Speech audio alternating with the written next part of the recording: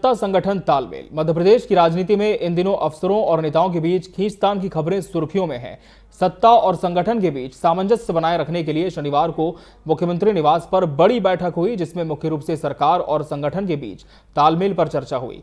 हाल ही में कई जिलों से विधायकों और अधिकारियों के बीच टकराव की खबरें सामने आई थीं। भिंड में खाद्य संकट को लेकर विधायक नरेंद्र सिंह कुशवाहा और कलेक्टर के बीच हुआ विवाद सबसे ज्यादा चर्चा में रहा। ऐसे मामलों को रोकने और एक दिशा में प्रगतिशील रहने का संदेश बैठक में दिया गया। इसके साथ ही बैठक में 22 सितंबर से लागू हो रही जीएसटी की घटी दरों का प्रचार प्रसार करने और दशहरे पर शस्त्र पूजन को भव्य बनाने जैसे मुद्दों पर भी चर्चा हुई। सभी मंत्री और कार्यकर्ताओं को जनता के बीच जाकर जागरूकता बढ़ाने के निर्देश दिए गए। आपको बता दें कि इस बैठक में मुख्यमंत्री डॉक्टर मोहन यादव, प्रदेश अध्यक्ष हेमंत खंडेलवाल, भाजपा के राष्ट्रीय सह संगठन महामंत्री शिव प्रकाश सहित प्रदेश के तमाम दिग्गज नेता मौजूद रहे। तो बीजेपी में बड़ी बैठक हुई है और बताया जा रहा है कि तालमेल को लेकर यह बैठक काफी अहम मानी जा रही है। और इस खबर पर ज्यादा जानकारी के साथ रुख कर लेंगे हमारे वरिष्ठ सहयोगी प्रिंस गुप्ता का, जो कि हमारे साथ भोपाल से जुड़ चुके हैं। प्रिंस जी, बड़ी बैठक बीजेपी की हुई है और बताया जा रहा है कि सबसे ज्यादा सत्ता और संगठन में किस तरह का तालमेल हो, इस पर इस बैठक में फोकस किया गया है। लेकिन इसके साथ ही जो टकराव की खबरें लगातार आ रही थी प्रिंस जी, शासन प्रशासन के बीच, क्या उसे लेकर भी यह बैठक काफी अहम मानी जा रही है? और बैठक क्या अब भी जारी या फिर बैठक का दौर खत्म हो चुका है प्रिंस जी? जी बिल्कुल। मध्य प्रदेश भाजपा संगठन और सरकार के बीच बड़ी अहम और महत्वपूर्ण बैठक आज मुख्यमंत्री निवास पर हुई है। उसमें तमाम बड़े नेता संगठन के और स्वयं मुख्यमंत्री भी मौजूद थे, दोनों डिप्टी सीएम थे और भी तमाम मंत्री परिषद के सदस्य मौजूद थे। उसके अलावा संगठन के जो लोग थे, उसमें खासतौर से बात करूं तो प्रदेश अध्यक्ष हेमंत खंडेलवाल के साथ संगठन महामंत्री, राष्ट्रीय संगठन महामंत्री, तमाम तरह के लोग जो संगठन से जुड़े लोग हैं वो मौजूद थे। और खास एजेंडा इस बैठक का था कि सत्ता और संगठन के बीच समन्वय कैसा हो। यहां मैं आपको बता दूं कि भारतीय जनता पार्टी लगातार सत्ता और संगठन को एक साथ लेकर चलने की बात हमेशा करती रही है कि दोनों में सामंजस्य होगा तो सरकार की योजनाएं फील्ड पर इंप्लीमेंट होगी और वहीं कार्यकर्ताओं की बात भी सरकार तक पहुंचेगी। क्योंकि सत्ता में आने के लिए कार्यकर्ता महत्वपूर्ण होता है। रूट लेवल पर काम करने वाले कार्यकर्ता की बात सुनी जानी चाहिए और जो भी दिक्कतें हैं उनको दूर किया जाना चाहिए। यानी कि जो रूट लेवल पर संगठन काम कर रहा है उस संगठन को कहीं ना कहीं तब मजबूती मिलेगी जबकि वो सरकार तक और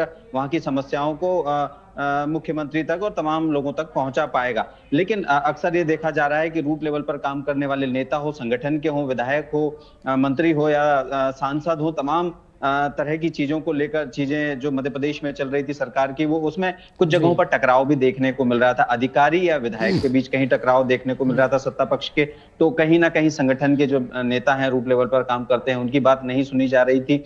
तो एक कहीं ना कहीं एक थोड़ा सा गैप दिखाई दे रहा था और उसको लेकर लगातार शिकायतें भी हो रही थी और कई वीडियो भी हमारे सामने, जैसे भिंड विधायक नरेंद्र कुशवाहा का वीडियो आया था कि खाद्य संकट को, किसानों की समस्याओं को लेकर वो कलेक्टर से 2-4 हो गए थे। और निश्चित तौर पर कहीं ना कहीं इस तरह की जो बातें होती है, इस तरह की जो समस्याएं होती है, जो रूट लेवल पर संगठन को मजबूत करके आम जनता की बात सत्ता तक पहुंचा और सत्ता के कार्यक्रमों को, सत्ता की जो योजना है, सत्ता की तमाम चीजों को वो आम आदमी तक पहुंचाए। तो उसमें एक बहुत बड़ी कड़ी होती है कार्यकर्ता, बहुत बड़ी कड़ी होते हैं सांसद, विधायक, जो रूट लेवल पर काम करते हैं, अपने अपने क्षेत्रों में काम करते हैं, लोकसभा क्षेत्रों, विधानसभा क्षेत्रों।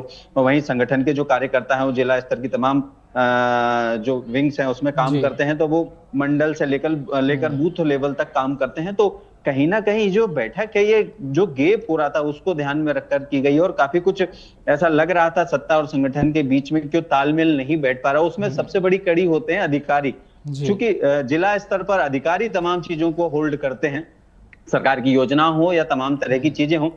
तो कहीं ना कहीं एक उम्मीद आम जनता की भी होती है कि उनकी परेशानियों को दूर किया जाए, तो वो अपने स्थानीय नेताओं को अपनी समस्याएं बताते हैं, स्थानीय संगठन के कार्यकर्ताओं को अपनी समस्या बताते हैं, भले संगठन के पदाधिकारी हो या फिर वो सांसद, विधायक हो। तो निश्चित ही कहीं ना कहीं जब सरकारी महकमे के अधिकारी, कलेक्टर हो, एसडीएम हो या तमाम तरह के जो अधिकारी रूट लेवल पर काम करते हैं, वो अगर नहीं मान रहे हैं इस बात को, अगर वो अनदेखा करते हैं, तो कहीं ना कहीं कम्युनिकेशन का एक गैप होता है। तो वो तमाम चीजें निकलकर जब आई तो उसको लेकर ये मंथन किया जा रहा है कि सत्ता और संगठन के बीच समन्वय होना बहुत जरूरी है।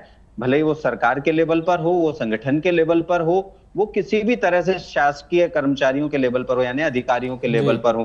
तो एक कहीं ना कहीं एक केमिस्ट्री होना चाहिए, तभी सरकार अपनी तमाम चीजों को इंप्लीमेंट कर पाएगी। और सबसे बड़ी बात मैं आपको बताऊं कि नेता सरकार नहीं बनाते, सरकार बनाता है कार्यकर्ता, और कार्यकर्ता आम जनता के बीच में रहता है, तो शिकायतें भी आम जनता की कार्यकर्ता को मिलती है, बिल्कुल, या कहें कि जी। सांसद विधायकों को मिलती है जब वो फील्ड में जाते हैं। तो स्वाभाविक है कि जब उनसे कोई बात कही जाती है तो उस बात को वो सत्ता और संगठन के बीच रखते हैं, अगर पूरी जी। नहीं होती, या फिर जब सत्ता और संगठन भी नहीं सुनता है तो फिर उनके पास दो चार होने के सिवा और कोई रास्ता बचता नहीं है। जैसे कि नरेंद्र कुशवाहा जी का एक वीडियो आया था कि वो कलेक्टर से भिड़ गए थे, और स्वाभाविक सी बात है कि जब बात नहीं मानी जाएगी तो कहीं ना कहीं जो कार्यकर्ता हो या विधायक हो या सांसद हो, अपनी बात को किसी ना किसी प्लेटफॉर्म पर अपने जी। तरीके से रखने की कोशिश करेगा। तो इस गैप को दूर करने के लिए इस अहम बैठक को बुलाया गया है, और शीर्ष नेतृत्व सत्ता का, शीर्ष नेतृत्व संगठन का, दोनों ने बैठकर काफी चर्चा की, गहन अध्ययन किया। वहीं आत्मनिर्भर भारत संकल्प को लेकर भी, उस अभियान को लेकर भी बातें हुई है, और उसमें खास तौर से जो सरकार की तमाम योजनाएं हैं, तमाम चीजें हैं, उनको रूट लेवल पर कैसे इंप्लीमेंट किया जाए, सत्ता संगठन के बीच समन्वय को मिलाकर, क्योंकि सरकार जो भी करती है वो पार्टी के लोग, पार्टी के कार्यकर्ता, पार्टी के पदाधिकारी भी महत्वपूर्ण रोल अदा करते हैं, और वो आम जनता तक उन चीजों को पहुंचाते हैं। तो निश्चित तौर पर उस पर भी काफी डे बाई डे किस तरह से ये अभियान चलेगा, जो खासतौर से जिला और ब्लॉक और तमाम तरह से रूट लेवल पर काम करेगा, और उस अभियान को लेकर भी काफी कुछ चर्चा हुई। उसके अलावा सांस्कृतिक कार्यक्रमों पर चर्चा हुई। जी। भारतीय जनता पार्टी लगातार पब्लिक कनेक्ट को ध्यान में रखते हुए अपने तमाम चीजों को इंप्लीमेंट करने के लिए और आम पब्लिक से कनेक्ट करने के लिए खास तौर से सामाजिक समरसता की बात हमेशा करती रही। और सामाजिक समरसता का मतलब ये है कि आप जो भी हमारे तीज त्योहार, सांस्कृतिक धार्मिक अनुष्ठान है, उनको बहुत ही अच्छे से मनाए। उसमें सरकार की भागीदारी भी आजकल तय हो गई है कि मुख्यमंत्री भी इन्वॉल्व होते हैं, सरकार के मंत्री विधायकों को भी ये जिम्मा दिया गया है कि आपके क्षेत्र में आप रहिए, जो भी सांस्कृतिक सामाजिक धार्मिक अनुष्ठान है उनमें आप सहभागिता कीजिए और वहां बढ़ चढ़कर हिस्सा लीजिए। और उसमें कम से कम ये तो होगा कि पब्लिक से आपका कनेक्ट बना रहेगा, और आम जनता जो है वो आपसे कहीं ना कहीं जुड़ी रहेगी, और सरकार और संगठन की तमाम बातें वहां तक पहुंचेगी।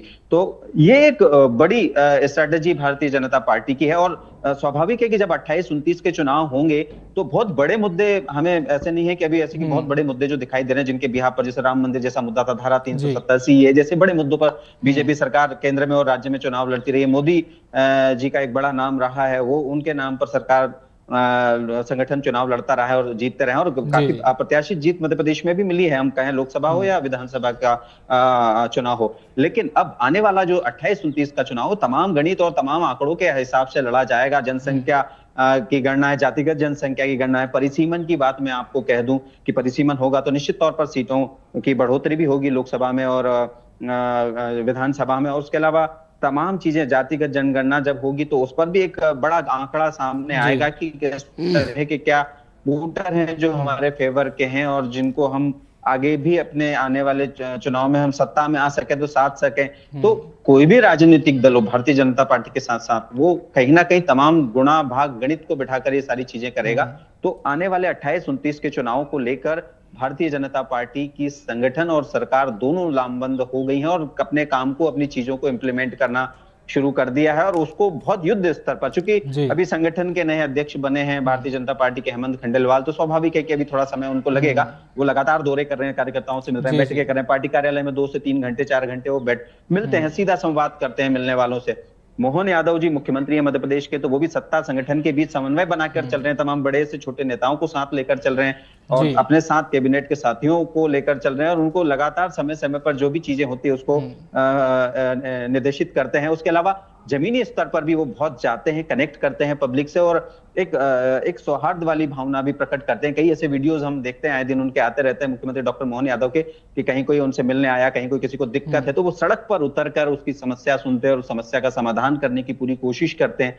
तो हम कह सकते हैं कि सरकार अब बिल्कुल आम जनता की सरकार बनकर चलना चाहती है। संगठन को भी वही बात कही जा रही है कि आप भी सरकार के साथ कदमताल मिलाइए और सरकार की बातों को आम जनता तक पहुंचाइए, और संगठन उन तमाम चीजों को इंप्लीमेंट करेगा तो मजबूती के साथ अगले आने वाले 28-29 के चुनाव लड़े जा सकते हैं। तो एक बड़ी कवायद उसको लेकर ये हुई है। जी बिल्कुल, और लगातार बीजेपी अपनी सक्रियता के लिए भी जानी जाती है और इसी वजह से शायद अभी से ही कसावट हो, तालमेल हो, इस पर पार्टी का फोकस हो चला है।